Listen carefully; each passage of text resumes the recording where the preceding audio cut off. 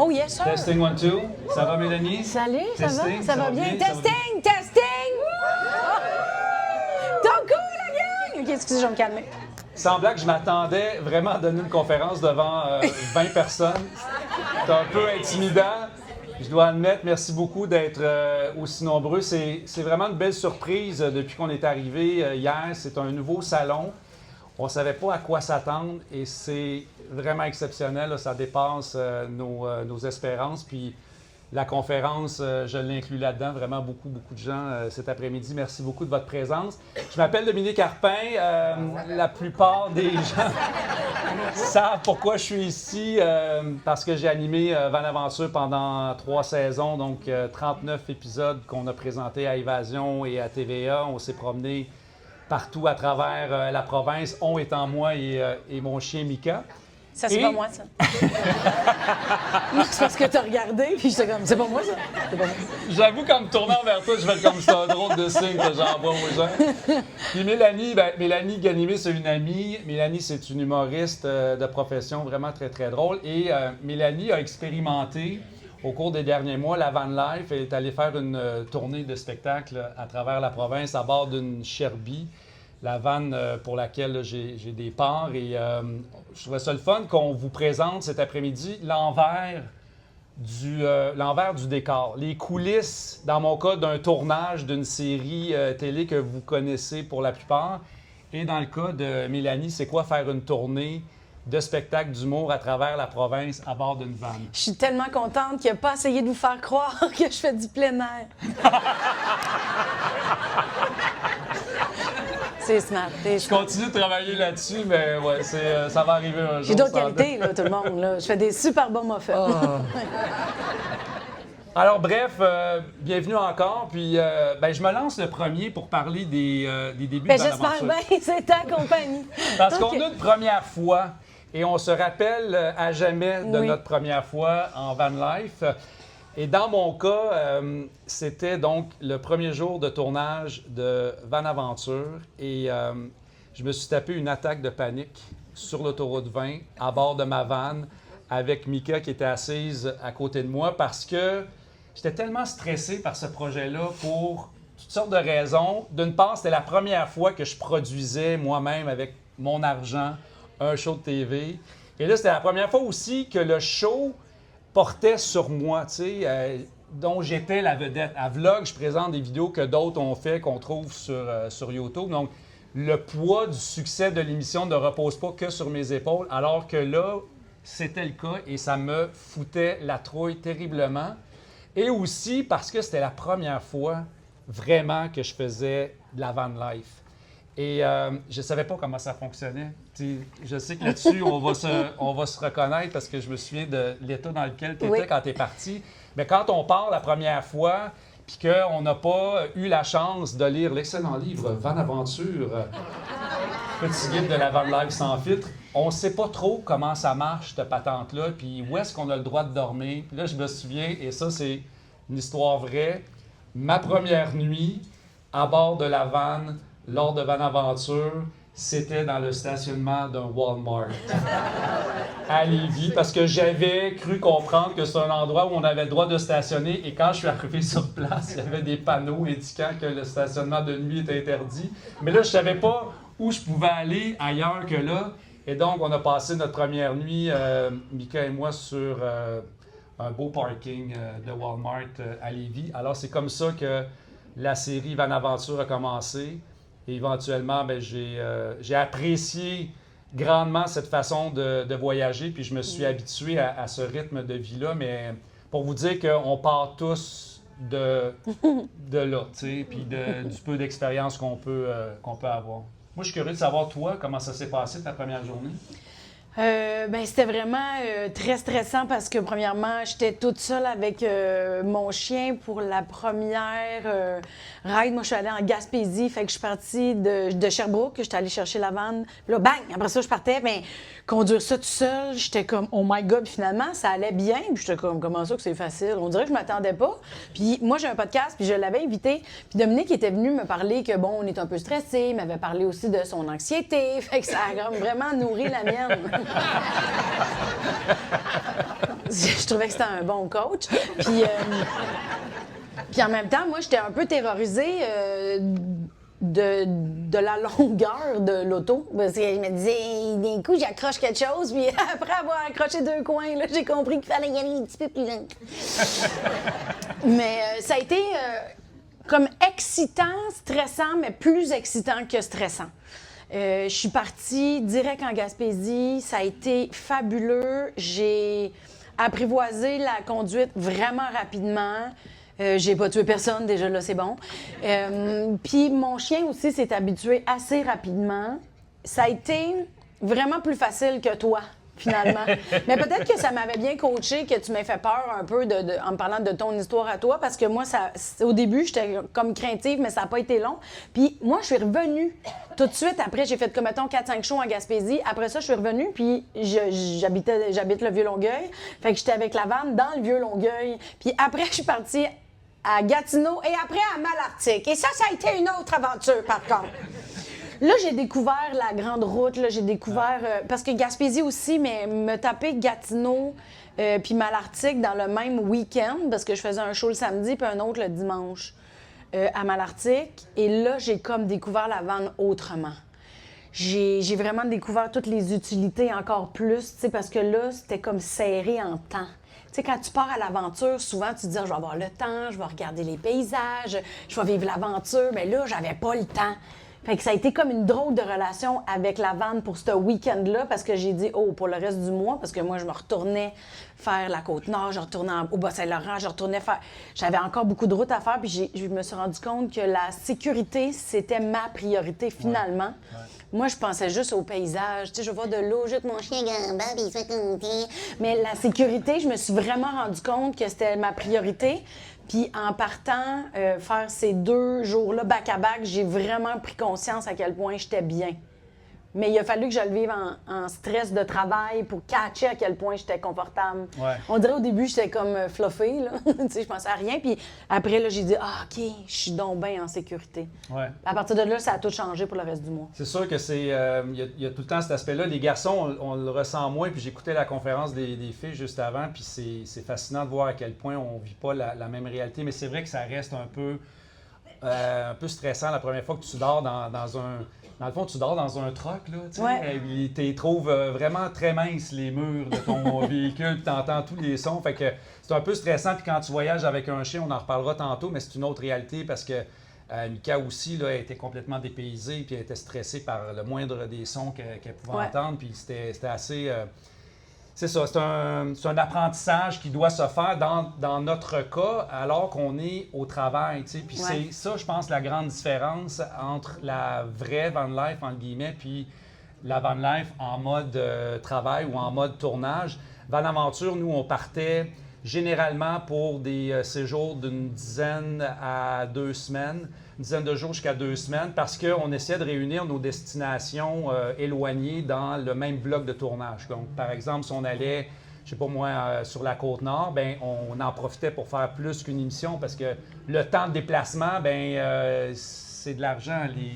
L'équipe est payée là, pendant qu'ils se déplacent, donc il faut rentabiliser ces déplacements-là. Donc, on faisait de longues routes. Et, tu sais, les gens, des fois, ont tendance à croire que j'avais un pilote là, qui conduisait ma vanne pendant que moi, je dormais dans le lit en arrière. Non, tu sais, j'ai conduit moi-même la vanne pendant toutes les 3 saisons de Van Aventure, puis on est allé vraiment loin. Puis quand on arrivait à destination, vous le savez, on est fatigué par la route, puis surtout quand tu as un chien dont tu dois t'occuper, bien, là, on débarquait, puis il fallait être en mode tournage. Il fallait être efficace. Toi, dans ton cas, il fallait que tu sois allumé le soir quand tu présentes ton show. Fait que c'est vraiment une autre expérience. Je ne suis pas en train de me plaindre puis de dire que c'est désagréable, mais c'est du travail. Ça reste du travail. Et parce que nous, on l'a surtout vécu dans un contexte professionnel en même temps. Moi, je suis en tournée, fait que je faisais des shows à tous les soirs. Mais je conduisais en même temps. Toi, tu faisais des tournages. Fait, il y a des gens qui le font parce qu'eux, ils aiment le plein air, mais tout le monde peut s'en servir de différentes façons. Exact. Oui, c'est ça qui est bien de la van life. Mais oui, moi, mais si je peux me permettre, là, Moi, j'ai adoré mon expérience pour la raison que c'était d'une simplicité. Tu sais, j'étais brûlée morte, on se le cachera pas. Parce que je conduisais, moi, je suis partie toute seule faire mes spectacles. Fait que je conduisais, mettons, 4 heures pour me rendre à la prochaine salle de spectacle. Là, je vidais la vanne avec mon décor puis mon matériel. Je prenais une douche, je m'arrangeais, je faisais le show pendant 2 heures, les photos, les câlins, les high-five, les wouhou, OK, bye-bye, là, redéfais le show, rentre ça dans la vanne, conduis 2 heures pour prendre de l'avance pour le lendemain. Puis, à un moment donné, tu sais, je me suis rendu compte que si j'avais été en auto, ça aurait été pire. Si j'avais été en hôtel, ça aurait été épouvantable. J'aurais été fatiguée, j'aurais jamais été capable de me rendre. J'étais fatiguée au bout du compte, mais de vivre l'aventure... Ouais.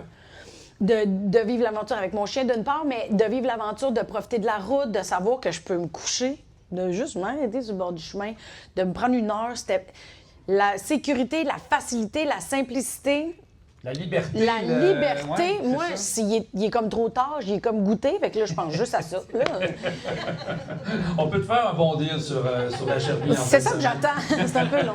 Bon. Tu sais, les journées de tournage à Vlog, à Van Aventure, c'est un peu, je t'écoute parler puis ça me fait penser que c'était vraiment des journées bien remplies parce que moi, j'avais eu la très bonne idée de vouloir faire un show avec de belles images, dans la belle lumière du matin, du soir, tu sais, parce que c'est des émissions que j'aime regarder, puis je suis un photographe amateur, puis pour moi, c'est important la composition d'images et tout ça, mais ça fait en sorte qu'à chaque matin, on devait se lever à 4h30, 5h pour avoir le lever du soleil, qui est magnifique. Après ça, on tournait jusqu'à 9h30, 10h, jusqu'à temps que le soleil là, soit dans une position où c'était moins esthétique. Mais là, on reprenait les tournages en fin d'après-midi, à peu près vers 4-5 heures. Puis là, on tournait jusqu'au coucher du soleil, aux alentours de 9h, 9h30, 10h. Puis la bonne idée qu'on avait eue sur papier, c'est de se dire, bien, le jour, on va se reposer. Tu sais, on va tourner jusqu'à 9, 10 heures, 11 heures. Après ça, on prend un break jusqu'à 4 heures. On peut faire une sieste dans la vanne. Ça va être super confortable. Mais la vraie vie, c'est que ça se peut pas, tu sais, parce que le jour, les gens, ils t'ont reconnu, ils viennent voir ta vanne, peux-tu visiter ta vanne? Là, le chien, lui, il s'en fout, là, tu sais, il veut jouer. Que ce soit l'heure de la sieste, il veut jouer, il veut sortir, il veut aller s'amuser. Fait que tout ça pour vous dire que pendant 3 étés, j'ai pas dormi. Ça a été ça, en aventure, c'est 3 étés où j'ai pas dormi, mais que je recommencerai demain matin. Ben oui, clairement. C'est trippant. L'avantage de partir dans une vanne, puis d'avoir sa production qui nous suit. Tu sais, on parle souvent du fait que c'est une petite maison sur roue, une vanne, mais dans notre cas, c'était aussi notre outil de travail. L'équipe technique qui me suivait était dans un VR, donc un VR un petit peu plus grand parce qu'il était 3 personnes. Et donc, on traînait tout l'équipement technique, les caméras, l'éclairage, les micros, les drones, tout ça était dans le véhicule, ce qui fait en sorte qu'on pouvait facilement aller se stationner à un endroit pour le tournage. On faisait notre job, puis après ça, ben, au lieu de devoir repartir, par exemple, à l'hôtel ou au motel pour la nuit, ben, l'équipe restait sur place, on se faisait une bouffe, on passait le reste de la soirée ensemble, on prenait une petite bière, on planifiait la journée du lendemain. Puis là, le lendemain matin, ben, pas besoin d'attendre que le caméraman arrive parce que son check-out, c'est pas passé aussi vite qu'il aurait voulu. Il est là, il est dans le véhicule à côté, fait que tu peux aller le sortir par les cheveux puis le sortir du VR. Ah, les techniciens. Ah, les techniciens, c'est fainéant. Bref, ça a été très, très pratique de pouvoir compter sur l'équipe sur place. Toi, le fait d'avoir tes décors dans ton véhicule, puis de transporter toi-même ton équipement, ça changeait quoi dans la vie d'une humoriste en tournée? Bien, moi, il faut savoir que j'autoproduisais le spectacle. Les humoristes, souvent, ils ont des compagnies qui vont supporter le show, puis qui vont produire, ils vont booker les chambres d'hôtel, ils vont booker les techniciens, tout est organisé. Moi, je faisais un show différent. J'avais envie de me faire confiance, puis de me lancer dans quelque chose d'unique.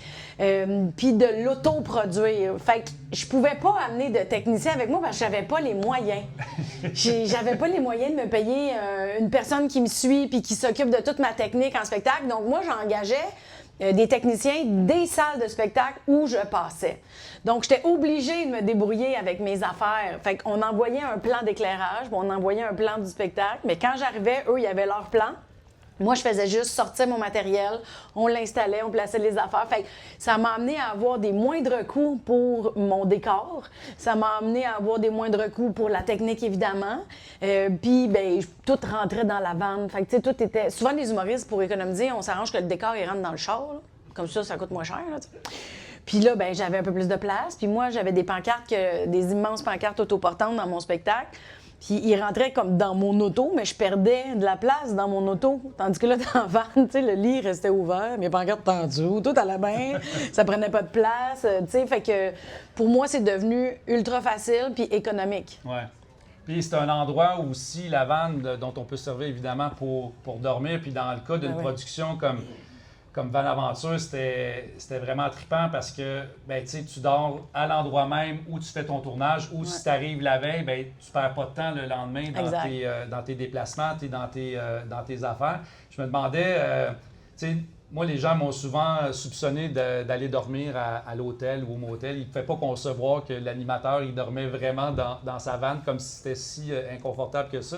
Toi, tu as trouvé ça comment? Tes premières nuits dans la vanne, tu dormais où? Quoi, dans le parking de la salle de spectacle? Bien, j'ai dormi dans certains parkings de salles de spectacle. J'ai fait un Walmart aussi. Je suis dans la gang. Il mouillait. C'était vraiment plate. J'étais bien déçue. Mais une fois, je suis arrivée bien tard à quelque part. J'étais comme, ici, ça a l'air d'un bon spot. Puis finalement, j'étais à côté des toilettes. C'était super! Mais en même temps, ça fait partie de l'aventure. Mais dormir, pour moi, c'est... Ben moi, premièrement, tout le monde, il faut savoir que moi, je dors avec des bouchons. Et depuis ce temps-là, ma vie, elle est extraordinaire. Fait que j'en ai mes bouchons dans la vanne, pas folle. Fait que moi, mon chien, là, s'il arrivait quelque chose, ben il jappait. Sinon, on n'entendait rien pantoute. Puis j'ai jamais aussi bien dormi toute ma vie. J'étais comme dans un lâcher-prise profond. Fait que pour moi, c'était facile. Ça n'a pas été... même que j'ai quasiment mieux dormi là que chez nous. C'est gênant, mais... on dort bien dans la rue. T'es vraiment dû t'acheter une chérie. Puis, je me demandais... J'ai bien aimé faire la rue. Je devrais le dire comme ça. J'ai adoré faire la rue. J'aimerais ça que ça soit une publicité qu'on pense après ça. L'autre avantage d'avoir sa vanne quand tu es en mode production, c'est que tu perds moins de temps aussi pour aller manger. T'sais, généralement, une production en télé, tu tournes le matin, puis là, à un moment donné, il y a le cadre c'est l'heure de dîner. Puis là, bon, l'équipe t'appelle pendant 1 heure et demie parce que là, il faut se rendre à un restaurant, manger au restaurant. Puis là, l'équipe revient. Puis c'est vraiment lourd. Puis quand tu es dans une production comme Van Aventure, où tu es en déplacement partout à travers la province, c'était vraiment contre-productif. Et nous, ce qu'on a fait, l'idée qu'on a eue dès la saison 2, c'est qu'on a engagé un traiteur qui préparait nos repas à Montréal. En fait, c'était des repas à assembler. Donc, il préparait il découpait les légumes, il préparait la viande et tout ça. Puis nous, tout ce qu'on avait à faire ensuite, c'est de réchauffer ça puis d'assembler les plats. Donc, on a sauvé un temps fou à pouvoir justement manger dans notre vanne, manger dans le VR, puis on mangeait bien parce que c'est important de bien s'alimenter parce que, surtout en plein air, Mélanie, c'est très important l'alimentation. C'est ça de quoi qu'on parle. Parce qu'on a besoin d'énergie, on a besoin de glucides, de protéines et tout ça. Et donc, ça nous a vraiment sauvé les fesses à plusieurs reprises d'avoir notre frigo plein, puis cette bouffe-là qui nous attendait au retour de nos expéditions. Mais tu vois, moi, à mon premier spectacle qui était produit, j'avais un per diem. Ah oui, OK. Fait que là, mon per diem à moi, ben j'allais dans les restaurants, tandis que là, ma bouffe était directement dans la vanne. Mais moi, j'avais aussi le per diem en télé. Un per diem, c'est un montant qu'on te donne quand tu es en déplacement pour justement subvenir à tes besoins, aller manger au restaurant. Mais dans notre cas, on se servait de nos per diem pour payer le traiteur. Oui, c'est ça. C'était vraiment le meilleur des mondes. Et d'ailleurs, j'ai réalisé après les tournages de Van Aventure que j'avais jamais vraiment cuisiné pour vrai dans ma vanne, sauf les fois où on voulait me filmer en train de faire la bouffe. Fait que quand vous me voyez cuisiner dans Van Aventure, sachez que c'est les seules fois où j'ai cuisiné vraiment dans ma vanne pendant ces 3 étés-là. Puis c'est vraiment cet été, en partant pour le vrai, en voyage avec ma blonde, que j'ai vraiment découvert le bonheur d'aller arrêter au marché pendant un trajet, décider sur le coup qu'est-ce qu'on va manger pour souper, acheter les aliments, puis préparer ça le soir, faire la vaisselle, c'est fantastique dans une vanne. Donc ça, c'est la partie plate. Mais vraiment, c'est trippant de pouvoir compter sur avoir son propre frigo, sa propre petite plaque chauffante oui, pour la faire micro-ondes sa course. aussi. Toi, t'as-tu mangé au resto ou tu te faisais à Non, manger? moi, des fois, vu que je retournais souvent chez nous, tu sais, je repartais 5 jours, je revenais 2-3 jours. Puis moi, il faut savoir aussi que c'est pas ma force, la cuisine. Là. Fait que j'ai cuisiné plus chez nous, puis j'ai fait des plats pour emporter qui étaient dans le frigo. Sinon, j'arrêtais dans les épiceries, puis je me faisais des fois. J'ai fait à cuisiner sur les trucs propane, là. Ouais. En ayant peur que ça explose, là, tu sais, c'est comme le classique du barbecue quand t'es à la maison. Puis finalement, tu sais, on va le dire comme on va le dire, j'étais chier en cuisine à la maison, mais j'étais chier en cuisine dans la van aussi. Mais c'était bon, j'ai pas mis le feu nulle part, déjà là, c'est bon, fait que je me débrouillais quand même bien. Mais tu sais, j'aurais besoin de cours de cuisine à la base, là. Ouais. Ouais, j'ai d'autres forces. C'est pas moi qui va donner les ça. muffins, c'est bon, mais j'ai pas fait de muffins dans la van. Ouais. Non. Voyager avec un chien, je pense qu'on aurait pu faire une conférence complète oui. là-dessus. D'ailleurs, désolé que Mika soit absente de cette conférence. Après une première mauvaise expérience au Salon du VR de Montréal, j'ai décidé de ne plus l'amener dans les salons. C'est trop, il y a trop d'excitation pour elle, il y a trop de gens qui veulent la flatter, puis je les comprends, là, tu sais, je vous comprends, elle est adorable. Fait que bref, Mika n'est pas là, mais... Mais je les moi, voyais. vous pouvez me flatter. Merci.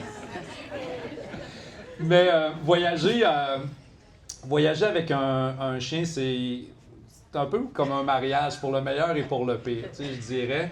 Puis surtout dans le cadre d'une production télé, je reviens à ça, c'est notre fil directeur.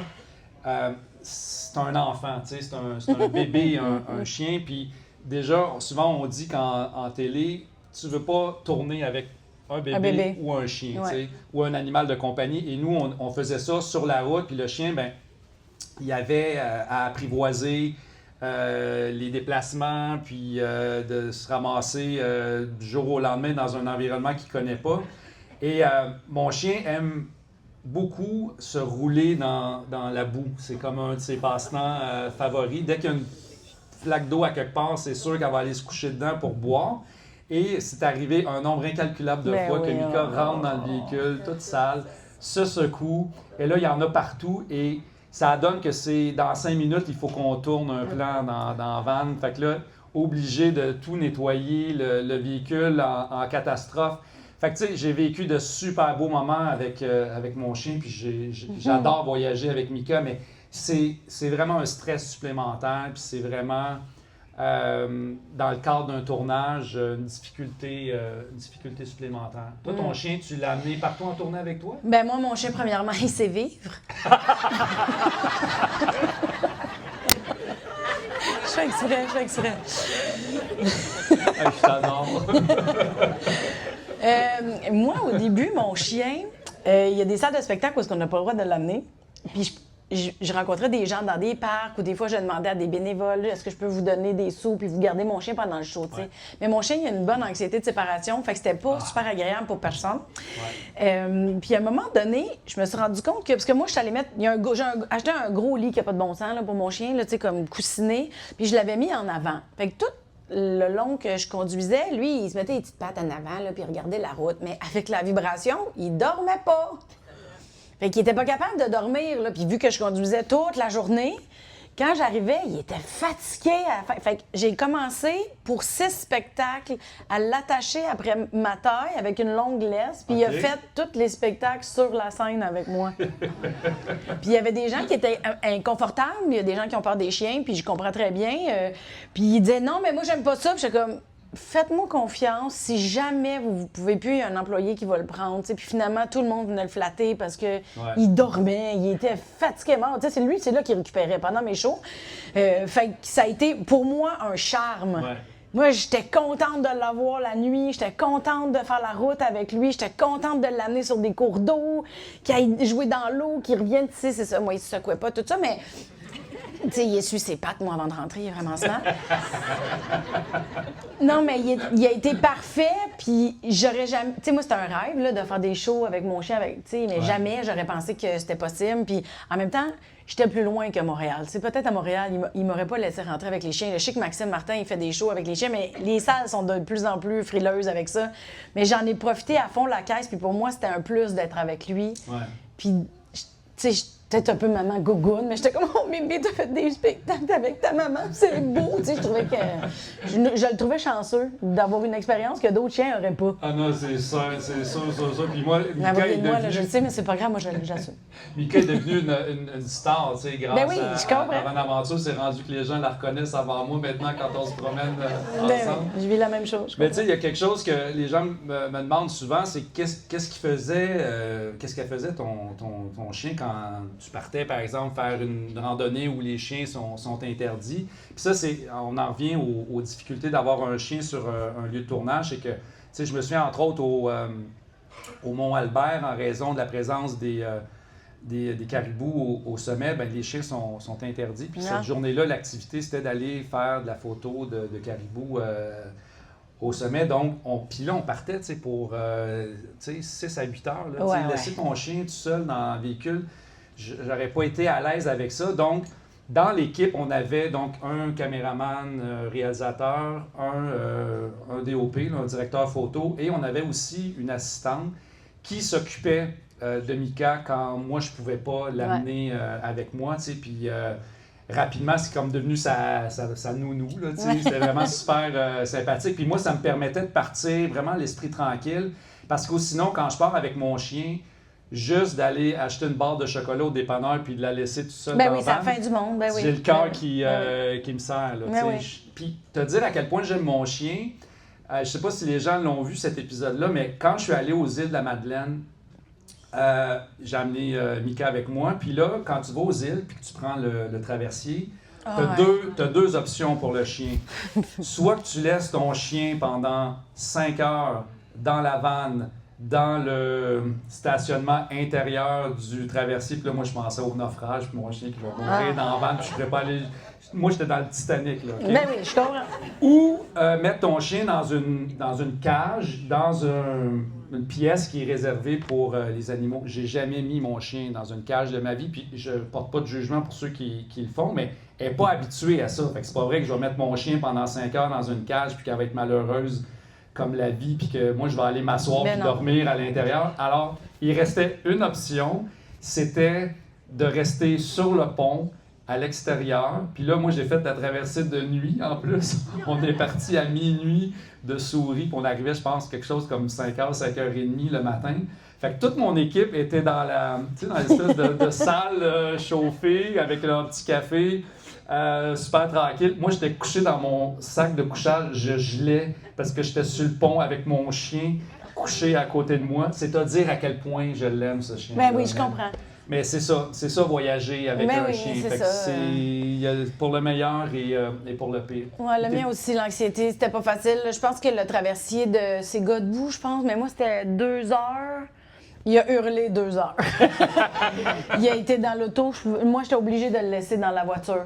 Fait que je pouvais pas le voir, il pouvait pas me voir, mais on l'entendait surtout, le bateau. Hey, méchant moment embarrassant. Écoute, ça me fait penser... Le moment le plus embarrassant que j'ai vécu avec la vanne dans le cadre de Van Aventure. À chaque saison, on faisait une photo officielle, celle que vous voyez dans les publicités ou encore sur les panneaux sur le bord de la route. Puis là, on était dans la région de Gaspésie, donc on avait l'immense idée originale d'avoir le rocher percé en arrière-plan. Il n'y a jamais personne qui a pensé à ça. Personne n'a pensé à ça, c'est bon. Et là, on se promène, on fait du repérage pour essayer de trouver un endroit pour... original quand même, un endroit où on a peu vu de vannes stationnées puis avec le rocher en arrière-plan. Puis là, on trouve une petite plage proche du rocher percé. Puis, mais là, tu sais, c'est de la petite roche. Je sais pas si tu es déjà allé à Percé, là. C'est comme de la toute petite roche. C'est pas du sable, là. Puis ça cale un peu, là. Et donc, on se dit, on va y aller. Tu sais, quand même une Sherby avec des pneus 10 plis. Là. On est allé en Anticosti avec ça, ça va le faire. Et là, j'embarque sur la plage. Je m'installe pour me positionner la vanne pour avoir donc le rocher en arrière-plan. Et là, je sens que les roues commencent à creuser dans la petite roche. Et là, incapable de bouger la vanne. Puis, tu sais, on est à Percé, on est dans le pic de la saison touristique. Il y a du monde partout. Puis, c'est des gens qui connaissent l'émission, qui me reconnaissent, qui connaissent la vanne. Puis là, je suis vraiment embourbé, incapable de sortir de cette position-là. Et finalement, il a fallu... Ça se pousse mal, pareil. Ça se pousse mal quand même, c'est quand même lourd. Et là, il y a des gens qui sont arrivés à la rescousse, des touristes, qui sont venus me pousser. Écoute, je te jure, à la fin, il y avait 30 personnes autour de la vanne qui ont poussé, ils sont allés chercher des planches de bois dans des chalets pour essayer de faire une espèce de pivot pour sortir la vanne. Ça a pris 1 heure pour la sortir de cette place-là. Puis là, il y avait un attroupement. Puis là, tu sais, je voyais que les gens, ils riaient. La honte, là. La honte. Tu sais, tout ça pour une photo, finalement, qu'on n'a pas pu prendre, puis qu'on est allé prendre à l'endroit où tout le monde prend des photos. C'est peut-être pour ça que tout le monde va là, Dominique. Fait que bref, des mésaventures, on en a vécu quand même plusieurs dans le cadre de Van Aventure, mais en même temps, il y a eu beaucoup de positifs. J'aurais envie qu'on jase de ça. Tu sais, c'est quoi le souvenir tu sais, que tu vas amener dans ta tombe? Quand tu penses à ce mois-là où tu t'es promené en van, c'est un moment où tu as vraiment dit « OK, là, je vis ma best life à bord d'une van ». Bien, c'est un tout, en fait. Tu sais, il n'y a pas de moment précis. Le bonheur que ça me procurait d'être avec mon chien, de faire mon métier que j'adore, faire rire les gens, de pouvoir avoir un contact avec eux, qui rencontrent mon chien aussi, que ça soit aussi simple. Je le comprenais sur le coup que me taper les hôtels, sortir la valise, ouvrir ta valise, sortir ton kit de brosse à dents, tes coiffes, tu sais, les shampoings, tout ça, là. Ça a l'air niaiseux, là. Mais économiser ça à tous les jours, ça me redonnait du temps pour me détendre, ça me redonnait du temps avec lui, de voir des paysages, de le vivre, tu sais, quand même. Moi, j'ai décidé de ne pas le faire rusher. C'est pour ça que je me permettais de conduire vraiment toute la journée, parce que je savais que j'étais capable de faire 2 heures de show après. Ouais. J'aurais pas fait 2 mois, par contre, mais pour moi, de déguster... Tu sais, il n'y a pas de moment... Tu sais, j'allais travailler, je faisais ce que j'aime, j'étais avec mon chien, tout était beau, mais tu sais, il n'y a pas de moment particulier, mais la facilité, la simplicité, puis j'avais l'impression de vivre. Ouais. Tu sais, j'étais pas chez nous. Ouais. Je vivais une belle expérience, puis je la dégustais. Ouais. Mais on dirait que j'avais plus de gratitude... hashtag gratitude, pour tout ce que je vivais. Puis pour moi, c'est ça le highlight, de déguster, de ressentir, puis d'être dans la gratitude à chaque affaire. Même si j'étais fatiguée, même si c'était beaucoup, on dirait que je le savais que j'étais privilégiée de vivre ça. Bien, moi, je suis d'accord entièrement, puis ça me procure sensiblement les mêmes sentiments que toi, mais il y a quand même 2-3 moments dans les tournages de Van Aventure que je vais garder à jamais, tu sais, puis qui m'ont marqué. Tu sais, là, ça fait quand même déjà 3 ans que Van Aventure est terminé, puis quand je repense à l'émission, il y a des moments en particulier qui me reviennent en tête. Il y a la première, tu sais, on parlait de la première nuit, là, évidemment, c'était pas chic là, au Walmart, mais la première vraie nuit que j'ai passée, c'est en arrivant à Murdochville. C'était notre première destination. Puis, tu sais, là, on est vraiment dans l'arrière-pays. Puis, on avait un bon contact sur place qui nous avait amené près d'un petit lac qui s'appelle le lac York, si je ne me trompe pas. Il y avait un petit quai pour l'embarcation des pêcheurs. Il y avait comme un petit brouillard là, sur le lac. Les éoliennes, le son du vent dans les pales des éoliennes. Puis je me souviens on en revient au chien, il n'y a rien, moi, qui me rend plus joyeux que de voir mon chien en liberté qui peut courir sans que j'ai peur qu'il se fasse frapper ou qu'il arrive un accident. Puis je me souviens de ce moment-là où j'ai ouvert la porte, puis là, j'ai dit à Mika, vas-y. Tu sais, pas de laisse, pas de fais attention. Ouais. J'ai juste ouvert la porte et là, écoute, elle, là, c'était la vie. Là, elle est partie à courir, elle est allée jouer dans l'eau, elle s'est promenée, elle est allée nager, elle courait dans le bois. J'avais pas cette crainte-là. Fait que cette nuit-là, pour moi, c'est vraiment précieux. Puis c'est la première nuit où enfin j'arrivais à me détendre un peu et me dire OK, c'est vraiment cool la Van Life. On s'est fait un petit feu le soir. J'étais avec Dominique Ménard, qui est un autre Van Lifer connu. C'était lui qui m'avait un petit peu initié aux joies de la van life, puis tu sais, qui qui m'apprenait les bases de c'est quoi, tu sais, de vivre à bord d'une van. Fait que cette nuit-là, pour moi, elle est vraiment mémorable. Sinon, il y a un autre moment que je vais retenir jusqu'à toujours, c'est quand on est allé à Anticosti. Je ne sais pas s'il y a des gens qui ont vu cet épisode-là. Donc, Anticosti, la seule façon d'aller sur l'île, c'est en paquebot. Donc, c'est un cargo, en fait.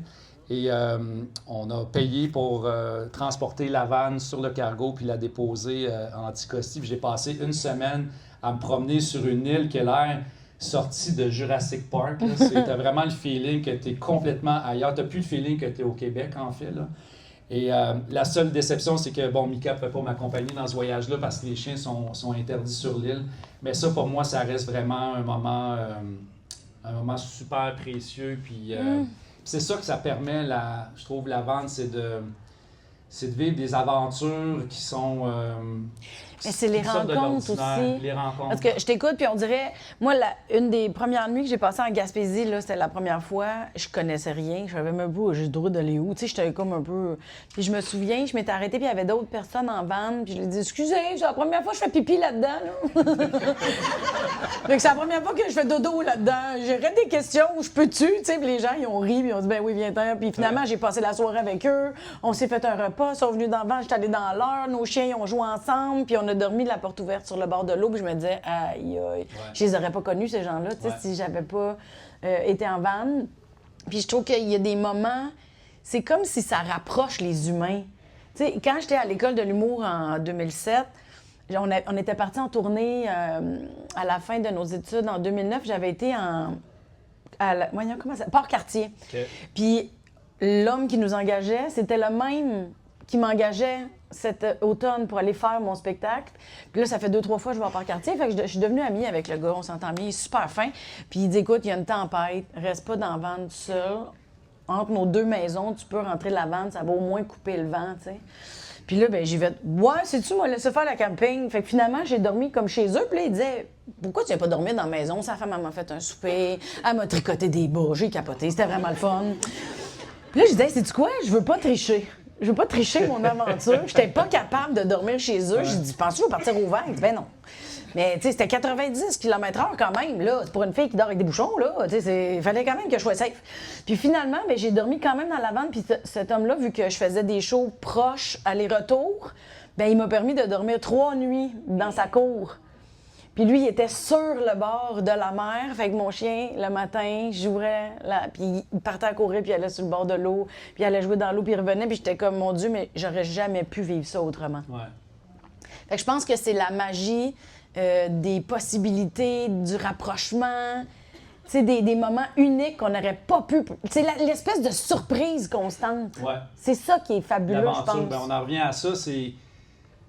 Tu sais, on a chacun nos quotidiens, mais moi, je suis étonnamment du genre à être fortement attiré par les nouvelles séries sur Netflix ou autres chaînes. Et tu sais, le divan, c'est comme un aimant dans la maison, puis j'aime le confort, puis tu sais, j'aime prendre une longue douche chaque matin. De dire le gars qui court en hiver. Oui, je sais, mais c'est un peu mon côté paradoxal. Mais c'est ce que j'aime de la vente, puis j'ai aimé ça dès le jour 1, c'est que ça m'a complètement sorti de ma zone de confort. Ouais. Puis j'ai réalisé rapidement, autant comme humain que comme producteur télé, que ça me rendait beaucoup plus autonome. Tu sais, c'est que faut que tu te débrouilles. Il n'y a personne pour venir t'aider si tu as un problème avec un... Puis en même temps, les gens qui voient que tu as un problème sont vraiment contents de venir te donner un coup de main. Moi, ça m'a fasciné. La communauté, ça, c'est l'autre chose qui m'a... Sauf le monsieur, là. Le monsieur du Sinopal. Mais les autres sont super fins. Là. Salut. Non, mais la communauté de la van life, j'ai appris à la connaître. Il y a plusieurs visages connus dans la salle. J'ai participé à plusieurs meet-up, festivals de van, puis je sais pas, tu sais, puis je ressens la même affaire ici au salon. Ouais.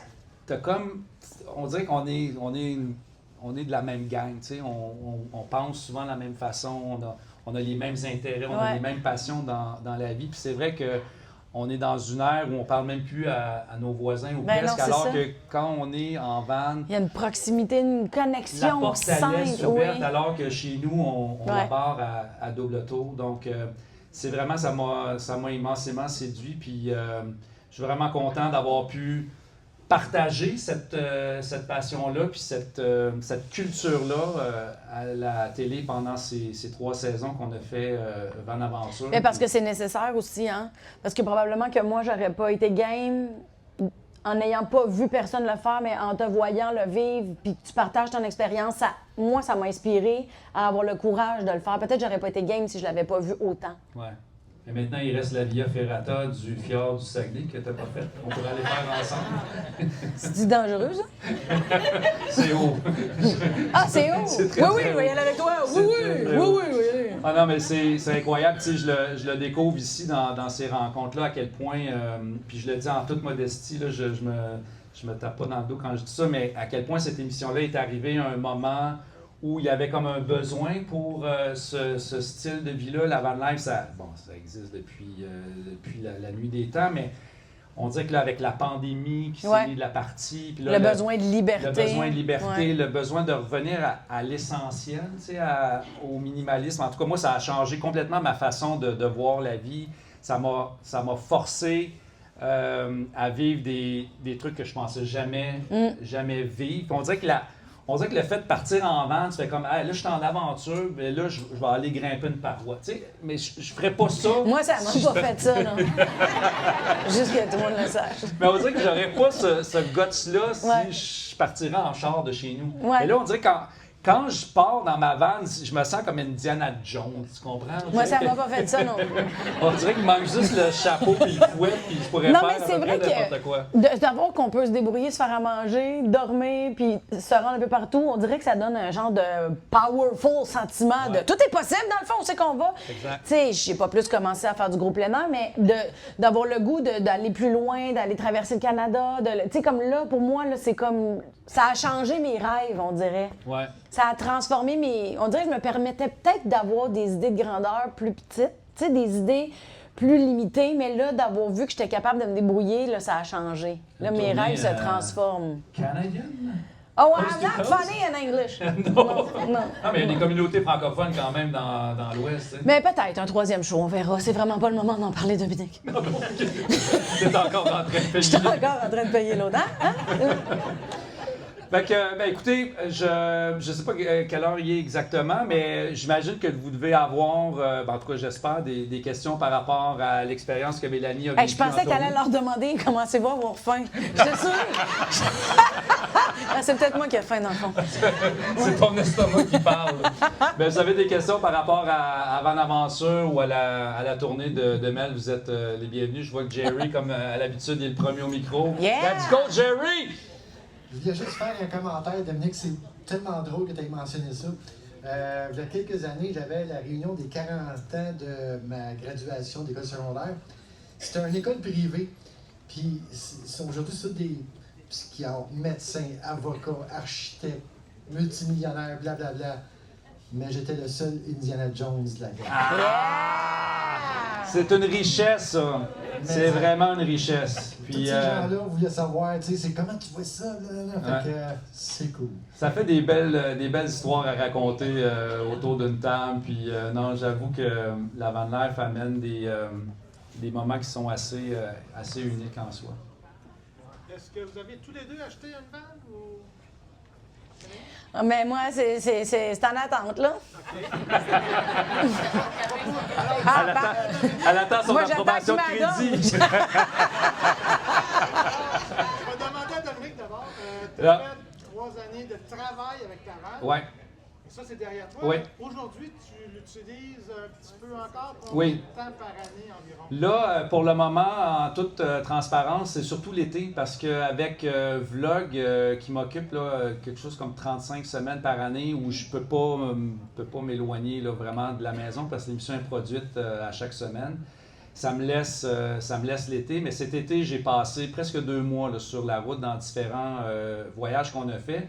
Puis, sincèrement, pas que j'ai parlé à travers mon chapeau durant Van Aventure, mais je réalise que j'avais pas vraiment compris c'était quoi la van life avant de l'expérimenter pour vrai cet été avec, entre autres avec ma blonde. Le fait de partir avec une équipe qui est continuellement en mode on veut des moments d'émotion, la caméra, Puis, tu sais, oui, ça a l'air vrai, là, puis la plupart des choses que vous voyez dans Van Aventure, c'est vrai, mais tu sais, le matin, quand vous me voyez me réveiller dans mon lit, là, dites-vous que la caméra, ça fait un petit bout qui est rentré, puis que le chien s'est réveillé, puis que moi aussi, je suis réveillé, puis là, je fais semblant de me lever, tu sais. Fait que des moments comme ça, j'en ai vécu pendant 3 saisons, puis c'était des beaux moments, mais c'était pas de la vraie van life. Alors que là, cet été, j'ai goûté pour vrai, puis ça goûte bon en maudit. C'est de pouvoir vraiment décider sur le fly une journée, de rester une journée de plus parce que tu trouves le spot agréable. Cette espèce de flexibilité-là que la van life permet, ça m'a fait aimer encore plus le voyage en van que je pensais. Donc, pour répondre à votre question, j'en fais encore. Je participe là, beaucoup plus à des salons ces jours-ci que d'être dans ma van en tant que telle. Mais il y a déjà des plans pour cet été là, d'aller... j'aimerais bien ça, aller faire l'Ouest canadien. Puis Terre-Neuve, ça fait partie de ma bucket list. Là, c'était quand on a présenté la 4e saison de Van Aventure qui finalement n'a pas été retenue là, à Évasion. Je partais faire Terre-Neuve, puis la Cabot Trail, puis... C'était tout ça qui était... mon itinéraire était fait, là, la saison était écrite, là, puis ça a été un peu crève-cœur quand ils ont opté pour un autre projet qu'on leur avait présenté. Mais bref, ça fait partie de ma bucket list. Là, puis c'est sûr que ça va faire partie de ma façon de voyager dans les prochaines années. J'aurais une bonne question. Tu avais, comment je peux dire ça, des anecdotes de l'émission. Oui. Mais en dehors de ça, depuis que tu as arrêté d'en faire, tu as plutôt de bonnes anecdotes. Ah, des anecdotes... Attends, je vais penser à quelque chose qui m'est arrivé cet été. Je sais pas. Toi, as-tu des anecdotes que tu essaies de penser? Oui, mais je sais pas avant. J'en ai pas. Hey, ça, là, c'est une des questions les plus difficiles quand on demande ça à quelqu'un sans préparation, une anecdote. On dirait que ça vient jamais au bon moment, mais je vais y réfléchir, puis je vais vous revenir avec quelque chose. Ça, c'est comme quand t'es humoriste, puis les gens font « Ah, t'es humoriste, conte-moi une joke! » Faut pas faire ça. Faut pas faire ça. T'en plais, ça. Mais là, il m'en vient pas là, depuis le tournage de Van Aventure, mais c'est sûr qu'il m'est arrivé quelque chose. Ça va me revenir, promis. Y a-t-il une émission qui a été faite de toutes les vannes Bonaventure avec des bloopers? Ben, pendant la dernière saison de Van Aventure, dans le générique, on présentait tout le temps un petit bloopers qui était survenu, puis il y en a eu quand même quelques-uns. Entre autres, Mika qui se met à japper ou qui se met à courir en arrière de moi pendant qu'on est en train de faire un débriefing. Mais tu sais, souvent les mésaventures qui m'arrivaient dans l'émission qui pourraient être considérées comme un bloopers, on les mettait dans l'émission, tu sais, parce qu'on trouvait ça juste trop drôle. Fait que les bloopers, on les passait au fur et à mesure dans les émissions. Toi, Mélanie, pourquoi tu as décidé de partir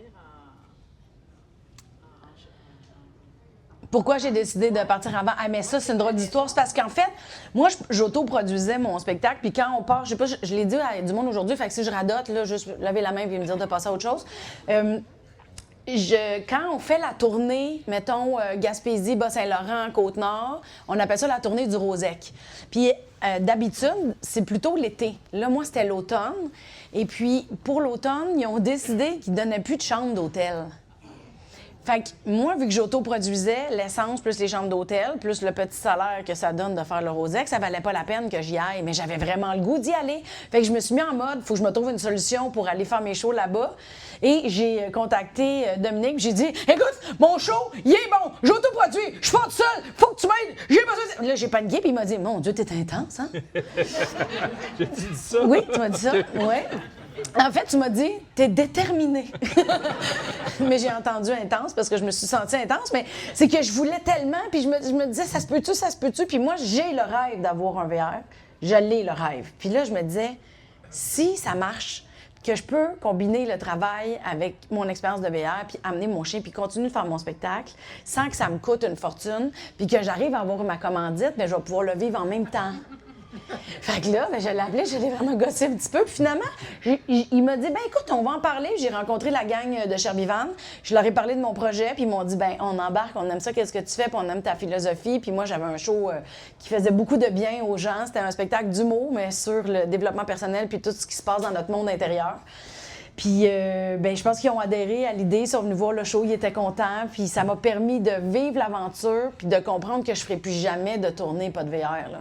C'est impossible. J'ai compris la qualité de vie que ça me permettait d'avoir.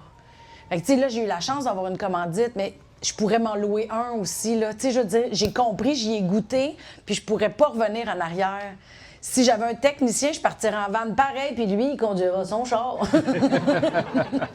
Tu sais, c'est quelque chose qui me permettait de vivre un rêve, mais qui m'en a créé d'autres. Fait que, tu sais, c'est comme... tu sais, c'est le cycle... Ouais, c'est ça, c'était juste bien pratique pour moi. Puis, tu sais, des fois, les artistes, on va chercher des commanditaires. Des fois, on en a, des fois, on n'en a pas. Fait que, tu sais, ça s'est même décidé quelques mois avant le départ. Tu sais, moi, je donne même, faut que ça marche. Puis finalement, ça l'a embelli mon projet, qui était déjà dur à porter, parce que l'autoproduction, là, je vous partirai pas là-dessus. Partez pas, je vais m'améliorer.